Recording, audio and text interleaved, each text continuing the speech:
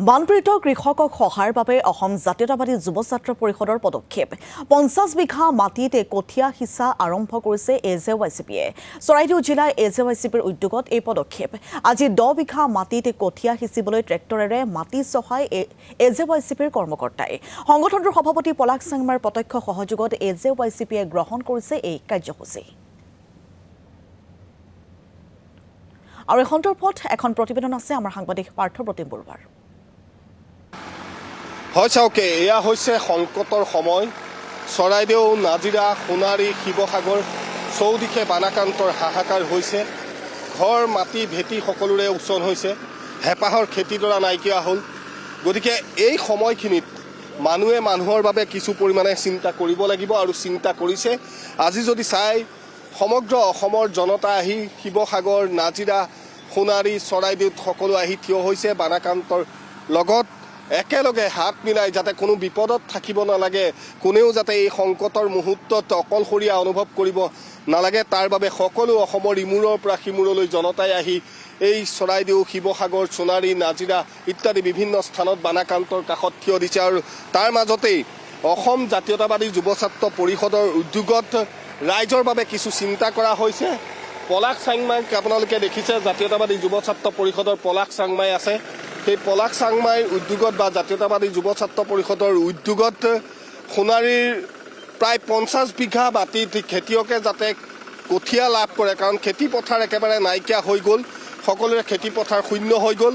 এই মুহূৰ্তত অসম জাতীয়তাবাদী যুৱ ছাত্ৰ পৰিষদৰ উদ্যোগত সোণাৰীত প্ৰায় ৫০ বিঘা মাটিত তেওঁলোকে কঠীয়া পেলোৱাৰ বা কঠীয়া ৰোৱাৰ ব্যৱস্থা কৰিছে। আৰু তাৰ বাবে এনেধৰণে ট্ৰেক্টৰ লৈ পেলাই মাটি চহোৱাত ব্যস্ত হৈ পৰিছে পলাশ চাংমাই সহ অসম জাতীয়তাবাদী যুৱ ছাত্ৰ পৰিষদৰ নেতা কৰ্মীসকল। আমি পোনে পোনে আপোনালোকৰ কাষলৈ আহিছোঁ যে এই সময়টো হৈছে মানুহে মানুহৰ বাবে, আৰু এয়া হৈছে এক জটিল সময়, সংকটৰ সময়। এই মুহূৰ্তত আপোনালোকো যথেষ্ট, এইকেইদিন দেখিছোঁ যথেষ্ট কষ্ট কৰিছে। আজিৰ দিনতো এনেধৰণে আপোনালোকে কঠীয়া পাৰিবলৈ ওলাই আহিছে। গতিকে কেনেকুৱা ধৰণৰ পৰিকল্পনা আছে গোটেই বিষয়খিনি? বানপানীটো ইতিমধ্যে শুকাইছে আৰু আপোনালোকে দেখিছে শিৱসাগৰ, চৰাইদেউ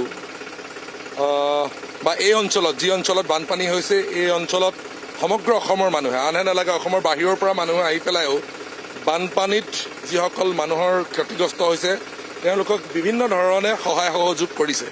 কিন্তু বানপানী শুকাই যোৱাৰ পিছত আচল প্ৰত্যাহ্বানটো আচলতে এতিয়াৰ পৰাহে আৰম্ভ হ'ব। কাৰণ মানুহবিলাকৰ যিবিলাক ঘৰ দুৱাৰ খেতি পথাৰ আছিলে সেইবিলাক চব উটুৱাই লৈ গ'ল। মানুহ ঘৰ একেবাৰে শূন্য হৈ থাকে। যিবিলাক এইবাৰ যে অকল গাঁও অঞ্চলতে বানপানী হৈছে তেনেকুৱা নহয়, চহৰ অঞ্চলতো সাংঘাতিকভাৱে ক্ষতি হ'ল। চহৰৰ যিবিলাক দোকান, সেই দোকানবিলাকৰ তেওঁলোকৰ সমস্ত বয় বস্তু তেওঁলোকৰ নষ্ট হ'ল। তেওঁলোকেও একেবাৰে শূন্যৰ পৰা আৰম্ভ কৰিব লাগিব। গতিকে এইটো এটা ডাঙৰ পৰিকল্পনা আচলতে চৰকাৰে কৰিব লাগিব। কিন্তু আমি এটা জাতীয় সংগঠন হিচাপে আমাৰো দায়িত্ব আছে যে কৃষকসকল বাচি থাকিলেহে আচলতে অসমখন বাচি থাকিব, কৃষক বাচিলেহে অসম বাচিব। সেইকাৰণে আমি আমাৰ চৰাইদেউ জিলাখনৰ বা চৰাইদেউৰ দাঁতিকাষৰীয়া যিবিলাক নাজিৰা, শিমলুগুৰি এই অঞ্চলবিলাকলৈ আমি গ'লোঁ। তাত যিবিলাক মানুহে খেতি পথাৰ কৰিছিলে সেই খেতি পথাৰবিলাক ইতিমধ্যে পলসে পুতি পেলাইছে। গতিকে তেওঁলোকে এতিয়া ঘৰ দুৱাৰ ঘৰলৈ উভতিবই পৰা নাই, তেওঁলোকে আকৌ নতুনকৈ কঠীয়া পৰাৰ কথা ভাবিব নোৱাৰে। গতিকে সেইকাৰণে আমি 5খন কঠীয়াতলি ইতিমধ্যে চৰাইদেউত আমি লৈছোঁ। আৰু আজি আমি এইখন 10 বিঘা আছে। গতিকে আমি 6000 বিঘা মাটিৰ কাৰণে আমি কঠীয়া পাৰিম। 6000 বিঘা মাটিৰ কাৰণ কঠীয়া পাৰিলে কমচে কম 6খন গাঁৱৰ মানুহেতো আমাৰ পৰা ধুনীয়াকৈ কঠীয়া নিব পাৰিব। আৰু তাতকৈ যদি বেছিও লাগে তেনে এতিয়াই যদি কোনো মানুহে আমাৰ লগত যোগাযোগ কৰে আমি আৰু তাতকৈও হয়তো এই বৃদ্ধি কৰিব পাৰিম। গতিকে আমাৰ ওচৰত সেইটো মেচিনাৰী আছে, মাটিও ঠিক তেনেধৰণে আছে বা আমাৰ মানুহো আছে। কিন্তু আমি কঠীয়াখিনি পৰাৰ পিছত এতিয়া 50 বিঘা মাটিত আমি যদি কঠীয়া পাৰোঁ, প্ৰায় 6000 বিঘা মাটিৰ কাৰণে আমি ৰুব পাৰিম। আৰু এইটো আমি পিছতীয়াকৈ আমি এগ্ৰিকালচাৰ ডিপাৰ্টমেণ্টৰ লগত, কৃষি বিভাগৰ লগত আলোচনা কৰি পেলাই তেওঁলোকৰ তত্ত্বাৱধানতে আমি বীজ কিনি আনিছোঁ। গতিকে নিশ্চিতভাৱে যদি তাতকৈ বেছি লাগে তেনেহ'লে আমি বেছি মানুহকো দিবৰ কাৰণে আমি প্ৰস্তুত আছোঁ। কিন্তু সদ্যহতে আমি 6000 বিঘা মাটিৰ কাৰণে আমি কঠীয়া পাৰিম। সেই কামটো আজিৰ পৰা আমাৰ আৰম্ভ হৈছে। যোৱাকালি আমি ধান তিয়াইছোঁ, অহা কাইলৈৰ পৰা ধান সিঁচা কামটো আমি আৰম্ভ কৰিম। গতিকে আমি এই সপ্তাহটো আমি কঠীয়া পৰা সপ্তাহ হিচাপে গোটেই সপ্তাহটো আমি এই কামতে আমি নিয়োজিত হ'ম। তাৰ লগতে আৰু অন্য এটা বিষয়ো আমি আপোনাৰ পৰা জানিব বিচাৰিম। আপোনালোকে ইতিমধ্যে ওলাই আহিছে, সকলোৱে ইজনক সিজনক সহায় কৰিছে, কিন্তু আপুনি কোৱাৰ দৰে আচলতে এতিয়াহে এটা ডাঙৰ প্ৰত্যাহ্বান হ'ব। সকলো মানুহবিলাকৰ ঘৰবিলাক শূন্য হৈ গ'ল। মানুহবিলাকক যাতে সংস্থাপনৰ বা কিবা এটা বাদ দিব পাৰে, কাৰণ এতিয়া যদি চাবলৈ যায় আপুনি এই মুহূৰ্তত সকলোৱে সহায় কৰিছে। ইজনে কোনোবাই বিস্কুটৰ পেকেট দিছে, কোনোবাই দালি দিছে, কোনোবাই চাউল দিছে। গতিকে পৰৱৰ্তী পৰ্যায়ত মানুহখিনি ঘৰত সোমাই থাকিব পৰাকৈ যাতে যিখিনি চৰকাৰৰ ফালৰ পৰা ব্যৱস্থা হয়, সেই ক্ষেত্ৰত আপোনালোকে কেনেধৰণে পৰিকল্পনা কৰিছে বা চৰকাৰলৈ কেনেধৰণে আহ্বান থাকিব আপোনালোকৰ? চাওক, যিমান ক্ষতি হ'ল এই অঞ্চলত, বিশেষকৈ নাজিৰা চাব ডিভিজনটো, মানে শিৱসাগৰ, চৰাইদেউ, এই অঞ্চলত যিমান ক্ষতি হ'ল, এই ক্ষতি ৰাজ্য চৰকাৰে অকলে কেতিয়াও নোৱাৰে। ইয়াত কেন্দ্ৰীয় চৰকাৰে সহায় কৰিবই লাগিব, কিন্তু এই পৰ্যন্তলৈকে কেন্দ্ৰীয় চৰকাৰৰ সহায়টো একেবাৰে শূন্য। অহা দিনবিলাকতো যে তেওঁলোকে সহায় কৰিব মোৰ মনে নধৰে, কাৰণ আজি 10 দিন উকলি গ'ল এই পৰ্যন্তলৈকে প্ৰধানমন্ত্ৰীৰ নিমাত 100ৰ ওচৰা-ওচৰি মানুহৰ ইতিমধ্যে মৃত্যু হৈছে, আৰু বহু মানুহ ইতিমধ্যে নিৰুদ্দেশ হৈ আছে, মৃতদেহ উদ্ধাৰ হোৱা নাই। গতিকে আৰু কিমান মানুহ মৰিলে আচলতে প্ৰধানমন্ত্ৰী নৰেন্দ্ৰ মোদী অসমলৈকে আহিব? যেতিয়া নিৰ্বাচন হৈ আছিল তেতিয়াতো দুদিনৰ মূৰে মূৰে, এদিনৰ মূৰে মূৰে তেওঁলোকে আহিছিল, আৰু তেওঁলোকৰ অন্যান্য কেন্দ্ৰীয় যিবিলাক মন্ত্ৰী, সেই মন্ত্ৰীসকলেও একেবাৰে পাইকাৰী হাৰত আহিছিল। এতিয়া কিন্তু একেবাৰে তেওঁলোকে অহা নাই। আনহে নালাগে, আমি যদি চাওঁ আমাৰ যেতিয়া যোৰহাটত বাই ইলেকশ্যন হৈছিল তেতিয়া গোটেই দিছপুৰখন ইয়াতে আহি পেলাই উগুৰি খাই পৰিছিল। এতিয়া কিন্তু কেৱল 3জন মন্ত্ৰী ইয়াতে আমি দেখিছোঁ, আৰু সেই 3জন ইয়াৰ স্থানীয় মন্ত্ৰী। এজন হ'ল বিমল বৰা, আনজন হ'ল সুশান্ত বৰগোহাঁই, আৰু এজন কেশৱ মহন্ত ডাঙৰীয়া, তেখেতকো আমি লগ পাইছিলোঁ। এই 3জন মানুহৰ বাদে, মন্ত্ৰীৰ বাদে বাকী কিন্তু অহা নাই। গতিকে এতিয়া 10 দিন পাৰ হৈ গ'ল, মানুহ মৃত্যু হোৱা 10 দিন হ'ল। এতিয়া 10জন মানুহৰ তেওঁলোকে যদি কেৱল কাজ কৰ্মত ভাগ ল'বলৈ আহিম বুলি ভাবিছে তেনেহ'লে মই নাজানো, কিন্তু প্ৰকৃত ছবিখন চাবলৈ হ'লে তেওঁলোকে 10 দিনৰ আগতে আহিব লাগিছিল বা 8 দিনৰ আগতে আহিব লাগিছিল। এতিয়া আৰু মানুহৰ এতিয়া কাইলৈ পৰহিলৈ পৰা দহা আৰম্ভ হৈছে।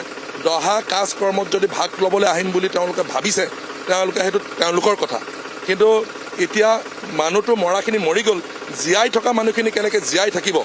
কাৰণ এই অঞ্চলৰ মানুহে খেতি বাতি, যদিও ইয়াতে তেল আছে, অইল আছে, ONGC আছে, চাহ আছে, তাত এবাৰ নগণ্য সংখ্যক আমাৰ অসমীয়া মানুহ তাৰ লগত জড়িত হৈ আছে। সৰহ সংখ্যক মানুহ ইয়াতে চাহ খেতিৰ লগত জড়িত হৈ আছে, ধান খেতিৰ লগত জড়িত হৈ আছে, পশুপালনৰ লগত জড়িত হৈ আছে। গতিকে চাহ খেতিও ডুবিলে মানুহৰ, ধান খেতিও মানুহৰ ডুবিলে, পশু গাই যি আছে চব উটুৱাই লৈ গ'ল। গতিকে কেৱল মাত্ৰ ইণ্ডাষ্ট্ৰী সেইকেইটাতে সামান্য সংখ্যক মানুহ আছে, আৰু বাহিৰৰ অন্যান্য অঞ্চলৰ মানুহ আছে, অন্যান্য প্ৰদেশৰ মানুহ আছে, লোকেল একেবাৰে কম মানুহ আছে। বেলেগ ব্যৱসায় বাণিজ্যত হয়তো লোকেল মানুহ কিছু জড়িত হৈছে, কিন্তু প্ৰধান সেইটো উৎস নহয়। চাহ খেতিটো প্ৰধান মানে আমাৰ মানুহৰ উৎস, কিন্তু চাহ যিবিলাক কোম্পানী তাত চাকৰি কৰা মানুহৰ সংখ্যা একেবাৰে নগণ্য, অইলত চাকৰি কৰা মানুহৰ সংখ্যা একেবাৰে নগণ্য। গতিকে এই ইণ্ডাষ্ট্ৰিয়েল ছেক্টৰত চাকৰি কৰা মানুহৰ সংখ্যা একেবাৰে নগণ্য, সৰহসংখ্যক মানুহৰ খেতি বাতিৰ লগতে জড়িত। গতিকে এই মানুহখিনিক উদ্ধাৰ কৰিবলৈ হ'লে এটা ডাঙৰ ডাঙৰ অৰ্থনৈতিক পেকেজ দিবই লাগিব। হয়তো কাৰোবাক 5 লাখ টকা দিব লাগিব, কাৰোবাক হয়তো 10 লাখ টকা দিব লাগিব, কাৰোবাক হয়তো 25 লাখ টকা দিব লাগিব।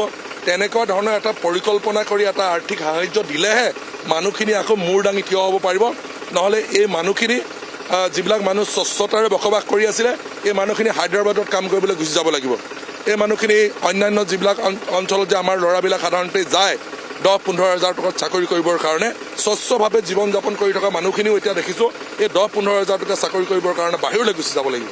গতিকে চৰকাৰে সেইখিনি এটা হৃদয়ংগম কৰিব লাগে, অনতিপলমে এটা জৰীপ কৰিব লাগে, আৰু যাৰ যাৰ ক্ষতি হৈছে সেই ক্ষতিপূৰণ 100% দিব নোৱাৰিলেও অন্ততঃ 50% দি তেওঁলোকক যাতে পুনৰ মূৰ দাঙিবলৈ এটা শক্তি দিয়ে, এটা উৎসাহ দিয়ে, তেনেধৰণে এটা পৰিকল্পনা কৰিবৰ কাৰণে আমি অসম জাতীয়তাবাদী যুৱ ছাত্ৰ পৰিষদে দাবী জনাইছোঁ। ধন্যবাদ জনাইছোঁ। আপোনালোকৰো বেছি সময় নলওঁ, কাৰণ যথেষ্ট আপোনালোকেও ৰাইজৰ বাবে কাম কৰিব লাগিব, আৰু এনেধৰণে আমি কৈ আছোঁ যে মানুহে মানুহৰ বাবে ওলাই আহিবই লাগিব। আৰু অসম জাতীয়তাবাদী যুৱ ছাত্ৰ পৰিষদৰ উদ্যোগত এইদৰে সোণাৰীৰ বিভিন্ন স্থানত প্ৰায় 50 বিঘা মাটিত তেওঁলোকে কঠীয়া পেলোৱাৰ বাবে বা কঠীয়া ৰোৱাৰ বাবে যিখিনি ব্যৱস্থা, সেই ব্যৱস্থা তেওঁলোকে কৰিছে। গতিকে সকলোৱে আহ্বান থাকিল, কাৰণ পাৰ্থপ্ৰতিম বৰুৱা এই মুহূৰ্তত আপোনাক ধন্যবাদ জনাইছোঁ।